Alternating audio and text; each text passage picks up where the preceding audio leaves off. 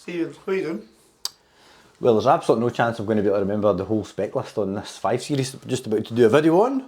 So, I'm enlisting the help of the good old iPhone. Follow me. Yeah, you could remember that. Well, I've already forgotten the name of the fancy colour that it is. You've already remember this one, Bluestone? Bluestone, okay. So guys, we've got quite a rare 5 Series today. Trying to get a 3 litre diesel 5 Series this age is a challenge in itself, let alone one with £14,000 worth of options. We'll go around the whole car, highlight any little marks. I don't think there is any, but if there is any, you can be rest assured we'll point them out, because we prefer for you to be put off at this stage rather than jump in the car and travelling out to seas to then be put off. But Spencer, what is the chances of being put off this car? Highly unlikely. It really is. Bought in via our own in-house car buying service. We won't buy anycar.com, but we might buy your car and for a greater price. If you would also like to sell your car to us, we always offer a fair price, and if we can't, we will let you know. And you can start your valuation today by just clicking up here, and please consider subscribing. That way you'll not miss any more of these stock updates, which are amazing, obviously. And then when the better weather comes in, we'll start doing car reviews as well. I'm not going to run through the whole list because as you can see, it's quite long. We'll just hit some of the bigger ticket items first. So we've got 20-inch wheels, obviously, which you can see behind. We've got a display key. Apparently it's only £196 for a display key. That's not right. Well, £800 to replace that key when you break it. Yes. So. Gesture control, which I'm not a big fan of personally. I do like that. You would. It's quite cool. You love a gadget. BMW Icon adaptive LED headlights. Comfort access, which is your keyless entry with the smart opener, must be for a garage door. Or if you're posh enough to have... I think it's for the boot. What, the thing? Because it's not with the buttons. Okay, well, we'll do that later on, see if that works. Comfort package, which gives it electric memory seats. Comfort seats. These comfort seats? They're comfort seats.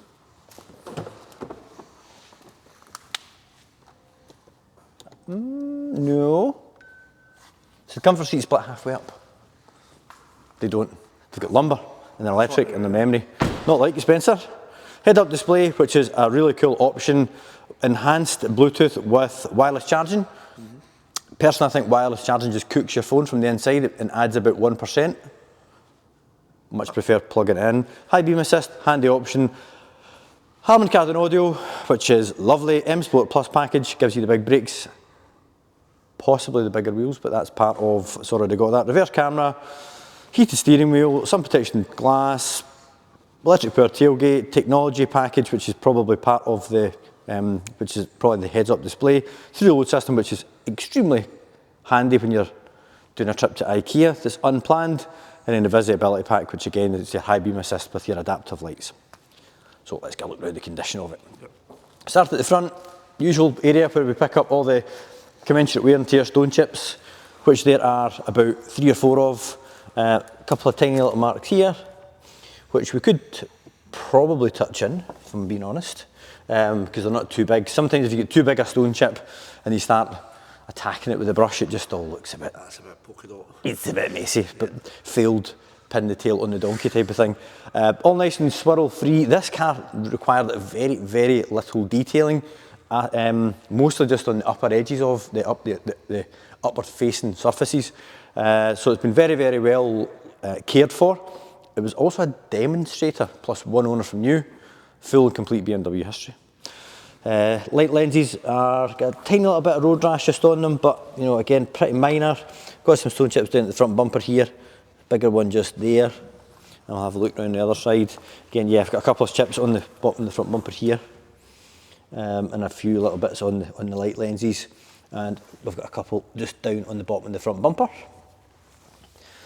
Looking down the length of the passenger side, no little parking dents, scratches or scrapes. Front passenger wheel free from any damage, and we've also got, I think, some matching set of Goodyear Eagle F1s on this. We'll obviously confirm that by the time we've looked at every corner. Looking down the length from the sort of length of the passenger side from the rear, again, nothing to report there, guys, all nice and clean. Wheel on the back, free from any damage. Tyres have got lots of tread left on them as well. All the brake disc faces are nice and clean. Have a little peek in there.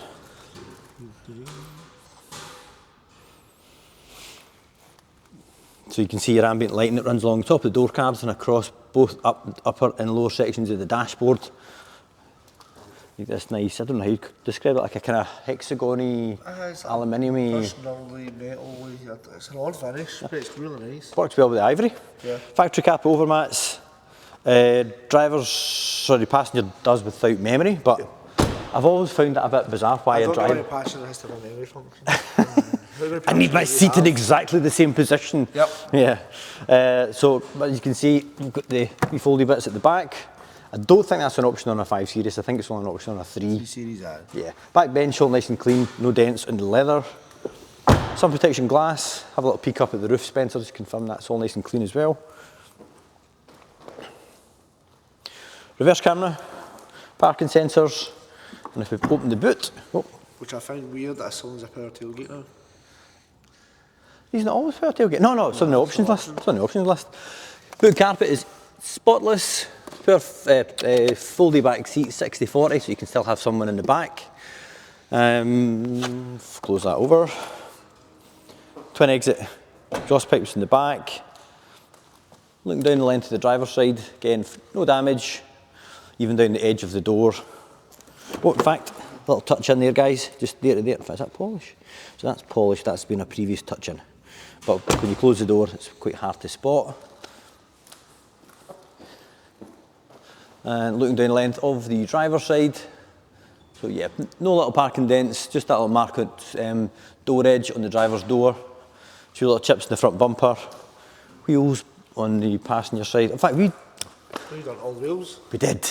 We did. Unfortunately, because you lose the wee individual, which is a shame. Yeah, because normally there's a little individual stickers in here.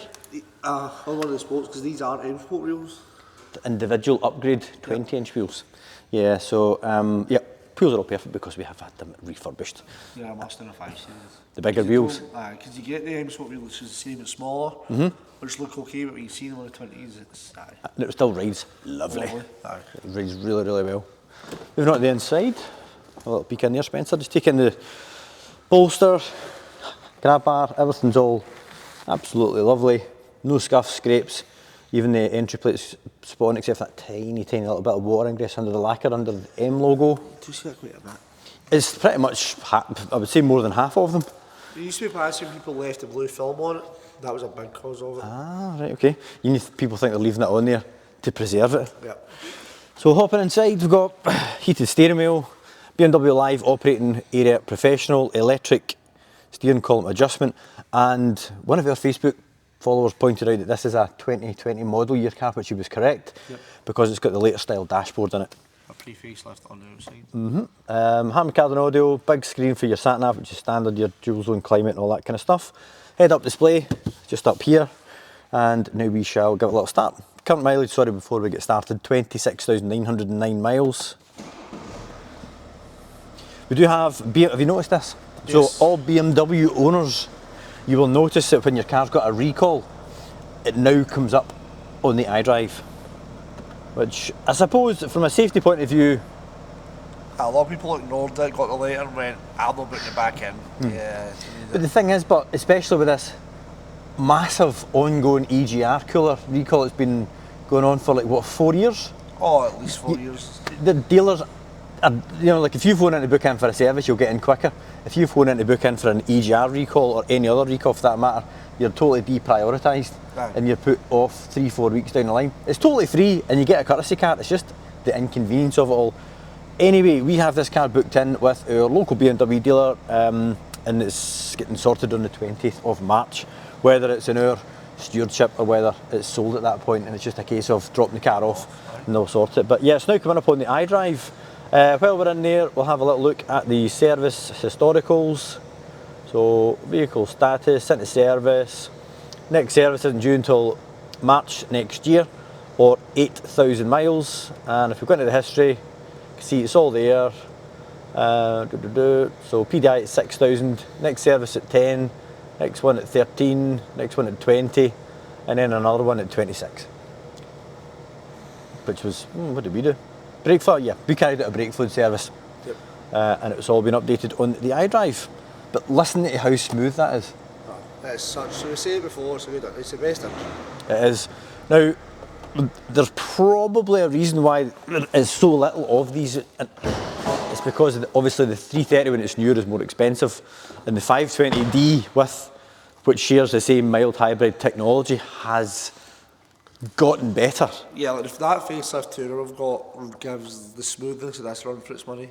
These and that a pre-facelift 520 isn't good. Because you never get MXT. MXT, yeah. So for that reason, there's hardly any of these, but in the second-hand market, the 3 litres always hold their money better. Yeah. Especially because they're now even rarer than they were before. So just to refresh my memory, Spencer, these are about 252 horsepower. Yes. A little bit of black magic from the hybrid system, but give it a wee extra 10 or 11 horsepower when it's on e-boost, which you get on full throttle. Yeah. And being xDrive, it can be used all year round. Correct, exactly. Without the need, well, you put these on winters and xDrive and they're unstoppable, but look at the weather we've had this year.